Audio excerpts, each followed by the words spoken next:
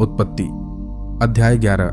सारी पृथ्वी पर एक ही भाषा और एक ही बोली थी। उस समय लोग पूर्व की ओर चलते चलते शिनार देश में एक मैदान पाकर उसमें बस गए। तब वे आपस में कहने लगे कि आओ हम ईंटें बना बना के भली भांति आग में पकाएं। और उन्होंने पत्थर के स्थान में ईंट से और चूने के स्थान में मिट्टी के गारे से काम लिया। फिर उन्होंने कहा, आओ हम एक नगर और एक गुम्मट बना लें, जिसकी छोटी आकाश से बातें करे। इस प्रकार से हम अपना नाम करें, ऐसा न हो कि हमको सारी पृथ्वी पर फैलना पड़े।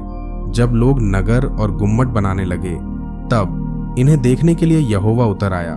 और यहोवा ने कहा, मैं क्या देखता हूं कि सब एक ही दल के हैं और भाषा भी उन सब की एक ही है। और उन्होंने ऐसा ही काम भी आरंभ किया। और अब जितना वे करने का यत्न करेंगे, उसमें से कुछ उनके लिए अनहोना न होगा।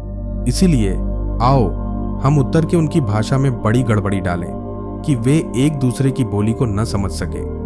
इस प्रकार यहोवा ने उनको वहां से सारी पृथ्वी के ऊपर फैला दिया और उन्होंने उस नगर का बनाना छोड़ दिया। इस कारण उस नगर को नाम बाबुल पड़ा, क्योंकि सारी पृथ्वी की भाषा में जो गड़बड़ी है सो यहोवा ने वहीं डाली।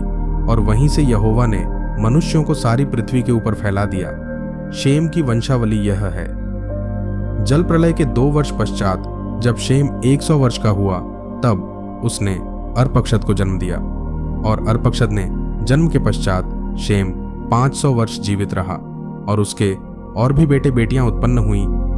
जब अर्पक्षद 35 वर्ष का हुआ, तब उसने शेलह को जन्म दिया। और शेलह के जन्म के पश्चात अर्पक्षद 403 वर्ष और जीवित रहा। और उसके और भी बेटे बेटियां उत्पन्न हुई। जब शेलह 30 वर्ष का हुआ, तब उसके द्वारा एबेर को जन्म हुआ।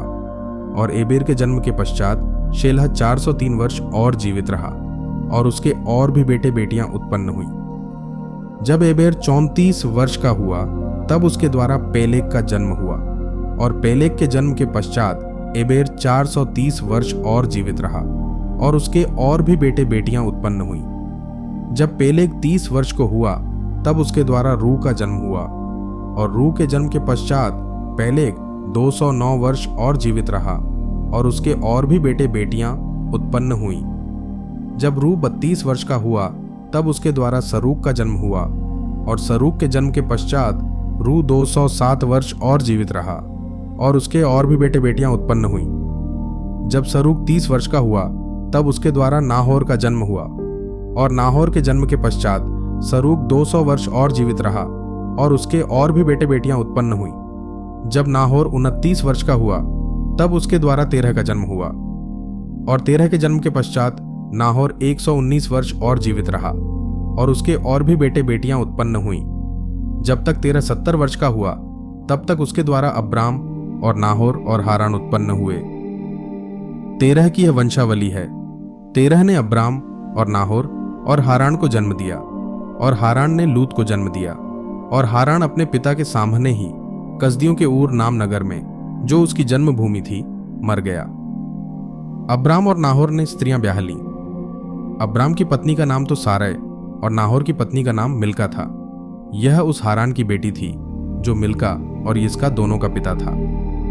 सारै तो बांझ थी, उसके संतान न हुई। और तेरह अपना पुत्र अब्राम और अपना पोता लूत जो हारान का पुत्र था, और अपनी बहू सारै जो उसके पुत्र अब्राम की पत्नी थी, इन सबों को लेकर कसदियों के ऊर नगर से निकल कनान देश जाने को चला। पर हारान नाम देश में पहुंचकर वहीं रहने लगा। जब 1305 वर्ष का हुआ, तब वह हारान देश में मर गया। वो